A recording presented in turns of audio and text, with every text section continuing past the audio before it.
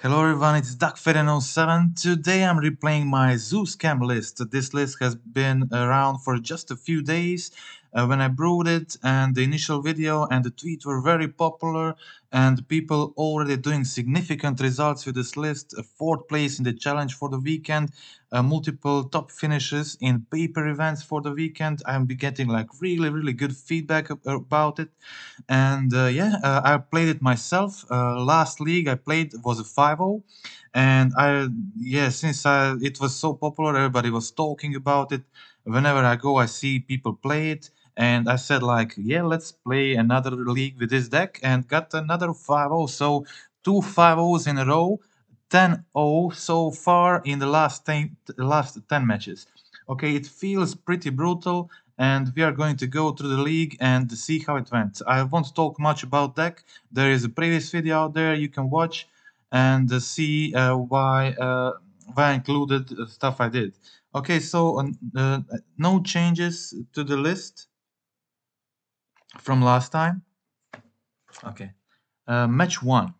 I was playing first, and as I said, so there are multiple starting hands you can keep with this deck. First one is the beans hands. So I have 2 beanstalks and 2 leyline bindings. This is perfect in a lot of matchups. So I start off with the beanstalk. I want to get the maximum value. I want to go for the second beanstalk and play the first binding on their amulet. This is perfect situation because they put their triggers in a wrong way, and this way they put amulet into play before the trigger from Urza Saga. This way I was able to respond with Leyline Binding to exile the amulet before they could use the ability. So they weren't able to do anything this turn. I got draw 2 and exile their amulets. It's pretty much game over already. They play tapped land and wait for next turn to resolve another amulet where I have just another binding, and in meantime drawing multiple cards with Scion. And I think, in my opinion, this is just over. So opponent plays for another turn, gets the amulet here, goes for the Dryad, and this is totally fine. In response, I go for the amulets. This means they can't do anything relevant anymore. They just play their bounce land, and yeah, okay, so on my turn I go for Fury Scam, kill the Dryad, and immediately when I pitch cast the Fury, they concede the match. That was it. Okay, so game 2. Let's see the sideboarding plan against Amulet. So Orcish Bowmaster is terrible, even though they play the ring, but still it's terrible, doesn't do anything. Lightning Bolt doesn't kill Dryads, doesn't kill Titan, doesn't do anything. So all that is out pretty simple. So some red cards are out, some black cards are out, but we got Terminates in, and so it is doable. These cards are just not really that good in the matchup, so I think we're better off without them. Okay, so I got Tear Asunders, I got Unmoored Egos. I also boarded in, Unmoored Egos. So we have Unmoored Egos, Tear Asunders, we got Boseijus. Okay, so this was their hand. I discarded Summoner's Pact and the Cultivator Colossus, leaving them with Dryads and nothing else. And I go for Fury Vogue, drawing a card, attacking with Grief. They're now on 16. I'm holding Tear Asunder plus Leyline Binding. And yeah, quick concede by the opponent. I played multiple of these Amulet matches, and they just feel so good when you have the beans. I think Amulet is in a big loss against beans decks. Beans just, when you have it early against them, it just works very well, especially if you have Solitude in your deck too. Okay, so this was a kind of weird keep, but in this league, I was it was just my first league after a break from a couple of days not playing it, and I just wanted to test and see how it goes. So I was fine with keeping suboptimal hands. And yeah, here I go for Territorial Kavu ability, doing draw discard, getting the grief, and then scamming the grief, discarding all that was relevant from their hand, like, and keep just, they only had hidden stirrings at this point in their hand. I go for the attacks, pass the turn holding the binding. This way, if they play what is it called, the breach, I can binding the breach, so I'm pretty safe from anything they do. Um, I attack here just to get the Kavu ability and play my second Beanstalk, again hold the binding, opponent concedes, that is the game. Let's check out the game 2. Okay, so Twiddlestorm, to be honest, feels like a pretty powerful deck.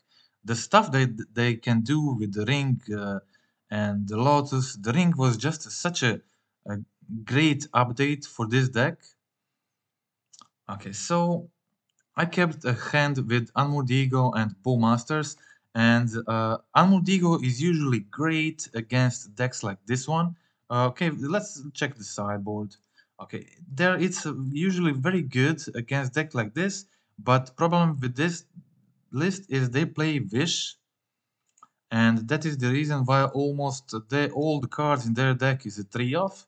So whatever you take, they still have one on the sideboard, and that is often a problem. Okay, so I went for it here. I named Breach. So this way they can, of course, play the ring and do a bunch of stuff from their hand, but they have to have the ring in their hand, and they have to draw well to connect with ring, continue doing stuff.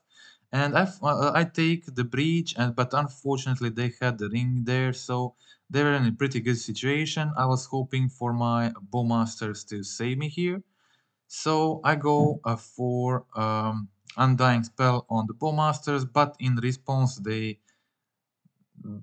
draw a bunch of cards. Yeah, so 2 from the ring, 3 with Vizier, and consider, and yeah, so a lot of draws of when Bowmaster was in the graveyard.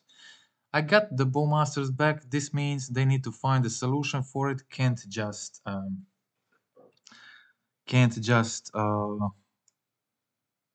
draw infinite cards and stuff like that. I mean, I had a play here with the Teferi, and I was not in a good situation. I had a play here with the Carcasting Fury, attacking, putting them on 8 or 6 in the upkeep, and it was just only possibility for me just to do this and hope for the best, but opponent untaps, draws a lot of cards, and get some good abilities here.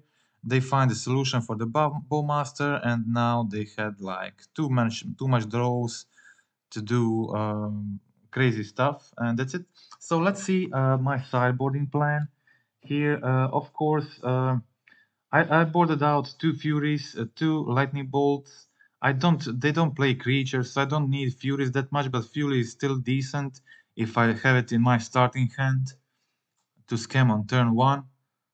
So I don't have that many useful cards, so I had to leave something in still.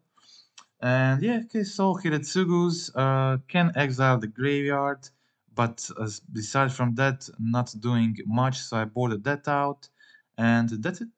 So finding spots for these hate cards, primarily Stubborn Denials, pretty good. And let's go to the game 3.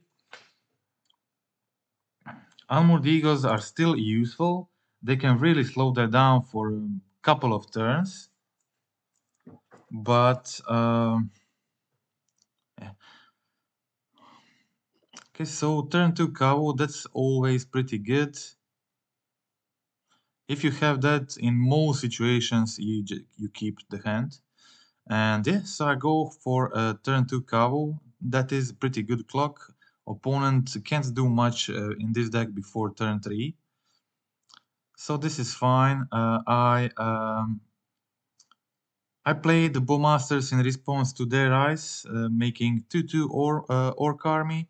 And yeah, again, opponent doesn't have Lotus. They just go Vizier on turn 2, meaning they could maybe have the ring in their hand. So I go for Hardcast Grief, taking seeing 2 rings in their hand, but I decide to take the Wish since they had 2 rings. And they had to play a ring here just to survive the turn. I have the Bowmasters. In my deck, I have a lot of stuff. Can play Ego, can play Grief because they have protection from the ring. So they just lose 1 in upkeep. I go for the Bolt, try to kill them.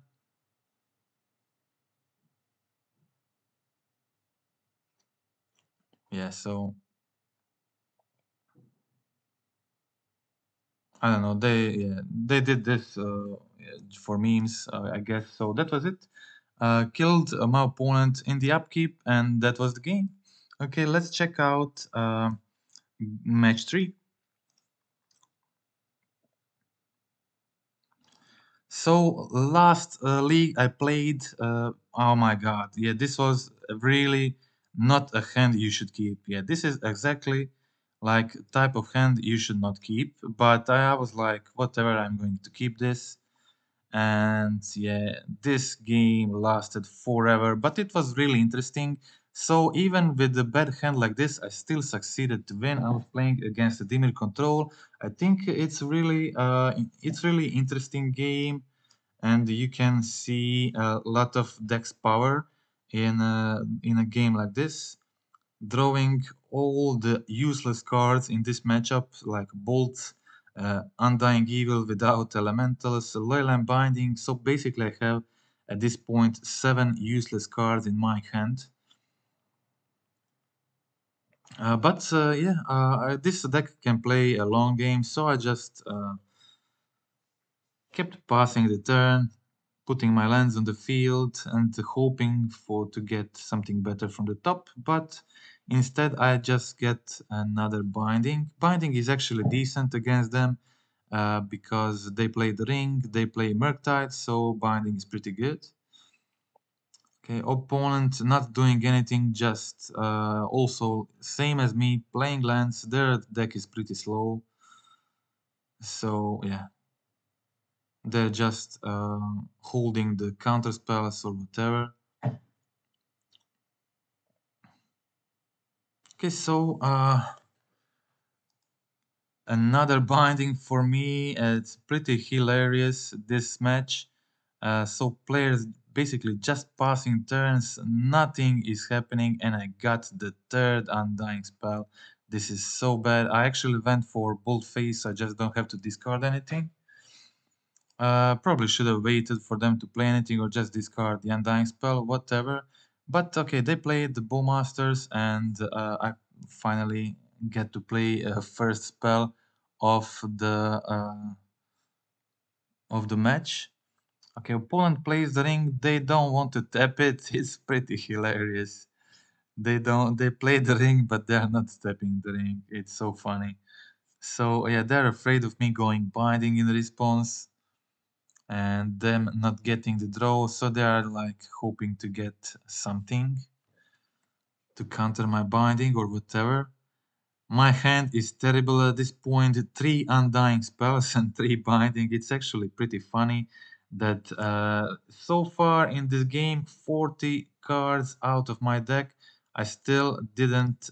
This is my first creature of the game. Okay, I've go Grief here, and they had Subtlety, which was pretty good for them and pretty annoying for me. I put Grief on top. It was a creature, and it was better than anything I had previously, so I was pretty happy to try to cast that again and try to resolve it with 3 Undying spells in my hand can be decent. Okay, so I go for end of turn, I go for the binding here, taking the Subtlety. Still holding 2 bindings for the ring, and they're still not tapping the ring. They had the counterspell for my grief though. Okay, they finally go try to tap the ring, and they finally find. Okay, yeah, I guess they did find that counterspell, but decided to not use it because they also, I think, found the Murktide. Yeah. So opponent plays the Murktide. I decide to play again around Spell Pierce, so I didn't want to Binding now. I wait for the untaps, play the Binding, and luckily resolve it. Otherwise, I would be dead. I mean, I would resolve the Scion of Draco, and I would be able to block with 3 Undying spells in my hand. That's a lot of blocking, but yeah, getting rid of Murktide was pretty sweet. And the opponent was now on 2 cards too, on 1 card, but they draw the 1 ring. So yeah, this was pretty bad for me. But I find Fury, and I have 3 Undying spells in my hand, which is definitely pretty funny. And this is basically 2 turn clock, and the opponent also has 1 ring pinging them for damage. So opponent passes the turn. I was happy they did this because now I had multiple mana open, and also drawing the Territorial Kavu was sweet. So I go for the attacks here. Opponent lets the damage through. This means they go on 6 and they're taking 2 damage in their upkeep. So they need to find something really useful.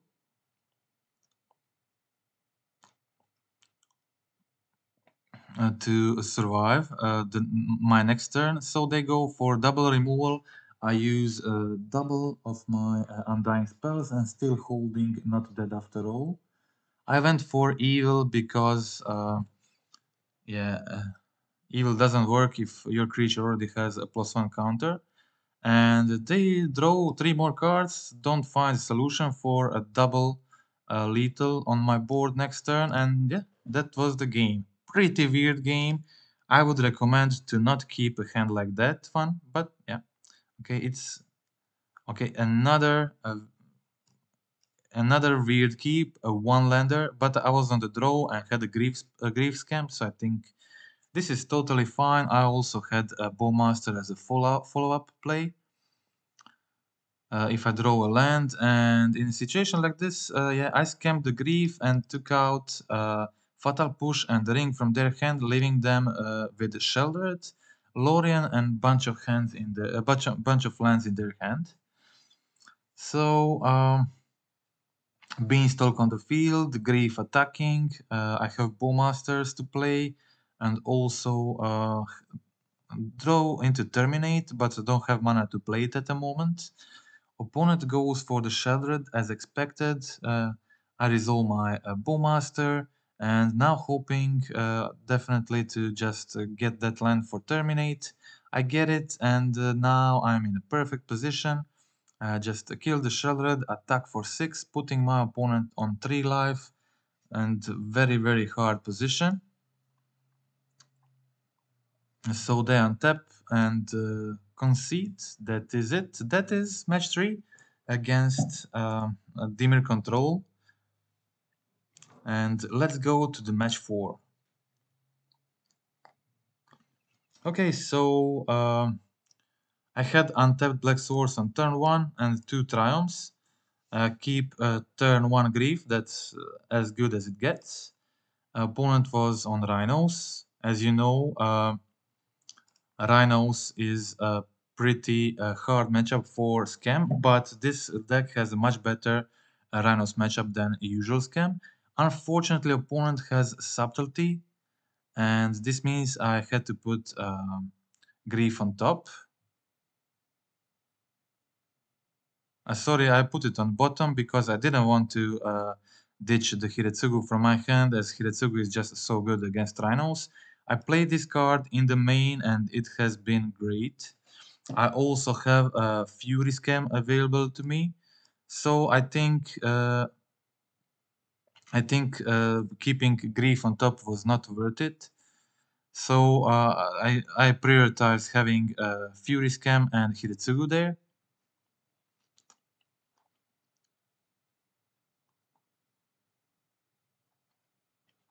Okay, so opponent resolves the suspended rhinos, also play the Shardless Agent. On their turn, I get land and play the Hidetsugu, clear their entire board, and play the Breeding Pool, Shocking, and they go for Shardless Agent attack. I play my Orcish Bowmasters, ping the Shardless, block with Orc, kill the Shardless, and that was like, I guess, my opponent couldn't handle that, and yeah, they concede the game. That was it. Let's check out game 2. Okay, so let's check out the sideboard plan for this matchup. Very similar to the Amulet one, actually, because again, Bowmasters and Bolt suck in this matchup, and we just replaced this with Stubborn Denials. In the Amulet matchup, we replaced it with Tear Asunders, Boseijus, but now I want Stubborn Denials, I want Unmoored Ego too, so yeah, pretty clean swap. Terminates also there to keep up with the blue and red count. Also clean removal for Rhino is always welcome. Opponent, I went for the Grief Scam. Took out the Flame of Fener from their hand, leaving them with Fire Ice, which they played on turn 2. So at this point, they have Otawara and Boseiju in hand and the Mystery card, which was Shardless Agent. Pretty good. So they do resolve one Rhinos. I had Binding there. But unfortunately, at this point I was stuck with Undying Spell in my hand and the Sacred Foundry. And they also got Boseiju to kill my beans. So I had Terminate there to kill a second Rhino. And now they just had only one Shardless on the field, nothing much.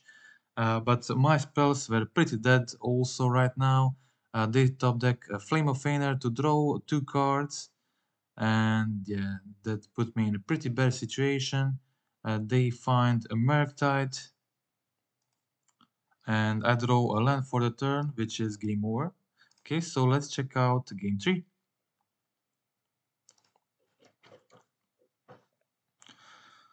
Okay, so I keep a bean type of hand.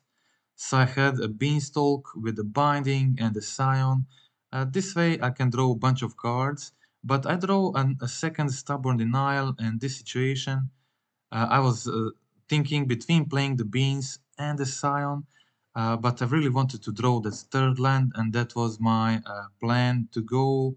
I try to go a scion and then get next turn and then get a few more draws to hopefully get to that third land. And now I'm in a really good situation on the draw, on the play, with scion on the field, holding blue mana for denial. I was fine by whatever they had right now. 2 Scions on the field, resolved, 2 Stubborn Denials in hand. This is very, very, very hard for opponent to deal with. At this point, I have just too much stuff. I go Stubborn Denial the Moon. And they went Fury my Scion, but I have the Undying spell, which puts my opponent in terrible situation. So I just attack for 9, presenting the lethal for the next turn with another denial, another binding, another Undying spell in my hand, and that's just unwinnable, unlosable for me. Sorry. Okay. Opponent goes a Flame of Fener, try to kill both of my Scions. I have the Stubborn Denial, and that is the lethal damage, so that is the Rhino game.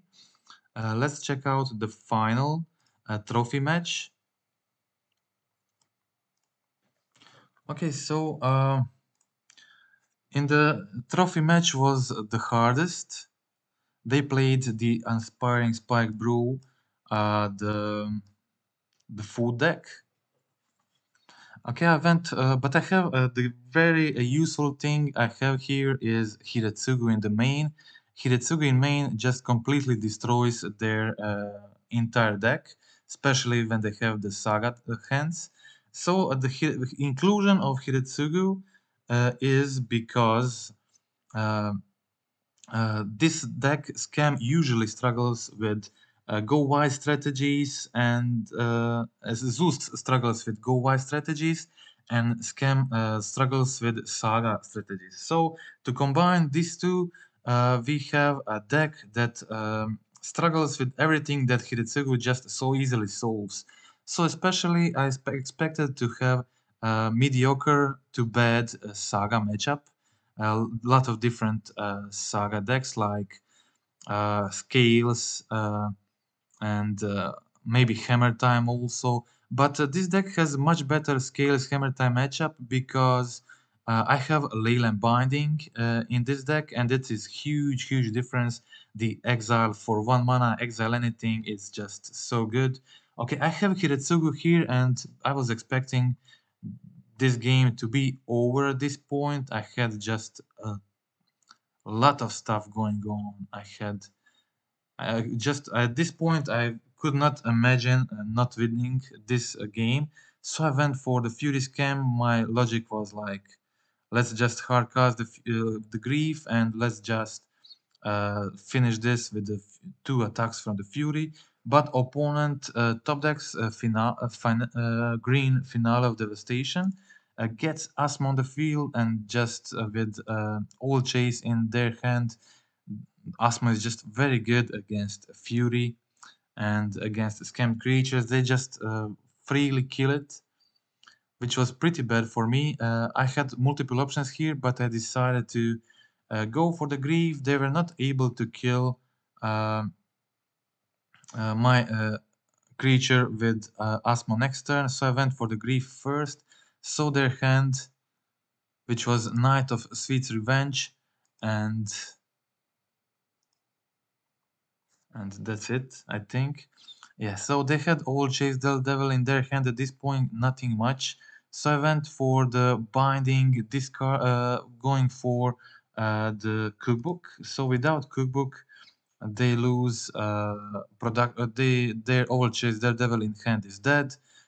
They can't play Asmo, and they can't do the Silent Steel Seeker abilities. So their hand right now is just Daredevil, and I have two Griefs on the field, basically attacking for very close to lethal next turn, but opponent's top decks another Asmo, and another Cookbook makes 4 food tokens, which makes them able to kill both of my Griefs for free. And this is just very good for them. So I go for a Grief attack here, and for some reason my opponent didn't kill my Grief. I'm not sure why this happened, but I was able to go for Fury Hardcast, kill both of their creatures, and have Binding. Yeah, at this point, if I holded this Binding, I think I would win, but I decided to again get rid of their Enabler, third Cookbook. Yeah, so the third Cookbook, and opponent top decks another Finale. This is like pretty incredible top decks. So they play another Finale to find another Asmo and kill my Fury. And they also were able to hardcast the Daredevil, which means they had lethal next turn. But yeah, pretty incredible game. If I holded that Binding in hand, I would be able to take the Asmo, so we would still be in this game. But yeah, pretty unexpected top decks from the opponent, and I also had good top decks, but this game opponent had better. Game 2 kept a pretty weird hand, which can be either pretty brutal or pretty awkward. So I went for Grief Scam here, taking Gilded Goose and Peregrine Took. So they had pretty mediocre hand, but they had Saga. They went turn 2 Asmodare. So I go end of turn Bolt, but then find the Undying spell. So the Bolt was pretty unnecessary. But okay, I probably should have holded my turn the scam, and I will still have Bolt in my hand. But anyway, opponent didn't have anything in hand, and I had lethal for the next turn, so that was pretty brutal. Win in game 2. Turn 1 Scam Grief, then turn 3 Scam Fury 2. Okay, so again I had a Bean hand, but this time also with Hidetsugu, which can be pretty brutal.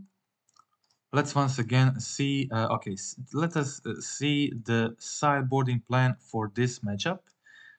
So the Bowmasters went out because my opponent is not really drawing any cards. Bowmaster is not killing any creatures. It's basically useless. One Beanstalk went out, just one, and I didn't. I just put in the Tear Asunders. Didn't want the Boseijus really. Boseijus giving them land doesn't feels okay, but not like great. So I don't really want to ruin my black red card count for the Boseiju. And I already removed one Beanstalk for the Tear Asunder, so nothing changed much. I terminate Zaren. Sorry, I still have Unmoored Ego Zaren, so the black card. Sorry, not the Egos, but yeah, okay. That is my. I was pretty happy with this sideboarding plan for this matchup, and it worked very well in these remaining 2 games. Okay, opponent plays Saga. They have a bunch of 1 mana stuff on the field, which is good for my Hidetsugu. So I go for the Fury, getting the draws both from the Scion and the Fury pitch. I kill both of their creatures here, use my Undying spell on Fury, and they use their Nihil spell bomb.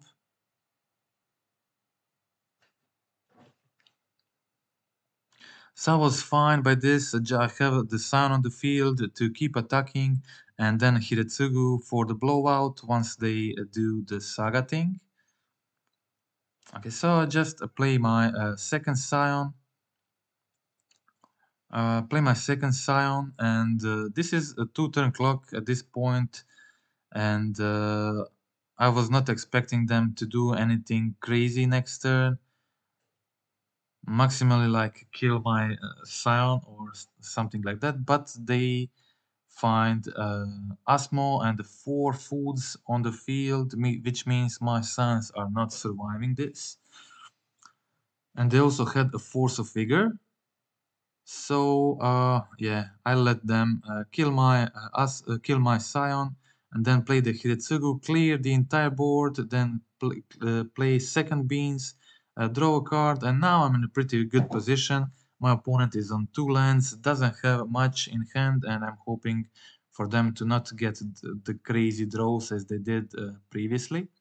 So I play the second Beans, I play the Binding just to get the draws, I play the Kavu, and yeah, my opponent has seen enough, and that is the game in the trophy match. So that was it. I think I skipped my sideboarding plan in the Dimir control matchup.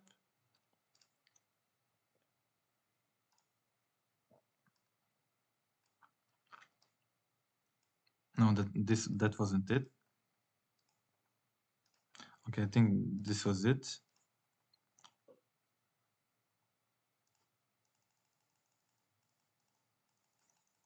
Ah, yeah, this was it. That pretty weird game. Let me just show you my sideboarding plan for that matchup, and that is it. Okay, so in this matchup, I just removed 2 bolts and 2 Hidetsugus. Hidetsugus doesn't do anything in this matchup. Hidetsugu are basically only bad in control matchups and 4-color Omnat matchups. In those matchups, Hidetsugu really don't do much, but in a lot of other matchups, as you could see in this league, Rhinos, all the Saga matchups, and that include Hammer Time, Scales, all the food decks, all the Death Shadow decks, the Prowess decks, Even burn, it can be useful. Also, when this flips, it flips into a black creature, so with Scion it gets lifelink, which can be useful. And that is it. Okay, so that is the entire league. That is another trophy league for the Zoo Scam. As I already said, 10-0 in the last 10 matches with this deck. Feels incredible, feels like really powerful, and I've seen a bunch of other players or content creators playing this deck and doing well with it. And I'm really happy to see Brew doing this well in such a short period of time. And I think this deck has a real future. Short term, maybe even the long term existing in modern. I think it is very fun deck to play and very aggressive, and it does all the powerful stuff you can do in modern right now. So you have the Beanstalk, you have the Bowmasters, you have Scam, Grief, Fury, Undying spells, but you also have a Leyline Binding, the best removal in modern. You also get Territorial Kavu and Scion of Draco, which are both like best zoo cards, and more removal in both, so well-rounded with Hidetsugus and useful cards on the sideboard. And that is it. So that is it for today. A friendly reminder to click like, click subscribe. I want to hear further about your experience playing this deck and your results. And I'm also pretty happy to hear what will happen with this brew in the future, and how, and just to see how strong it will be in the long term. And I think like it has like really huge potential, and it feels like really powerful. And that is it. Okay, so a lot of people also asking me to compare this build with the Soul Flare one and the regular Zoo Beans. I think Soul Flare one and this one are both pretty good. Both already have good results in the paper on MTGO. People doing good with them and giving positive feedback. I think maybe the scam aspect of this deck is a bit more broken or busted than whatever else you might be doing at the moment in the modern. And maybe that is the reason why this build is maybe the strongest one of these Zoo Beans build I did recently. But Soul Flare is a very good threat, and the deck is unique, doing its own thing. And some decks just can't really handle it and have a terrible time dealing with it. And it definitely has a lot of the Soul Flare, has definitely a lot of free matchups, a lot of free wins, and creature is just very good. Yeah, okay, so that is it finally um, for this video. Again, thank you for watching, and goodbye.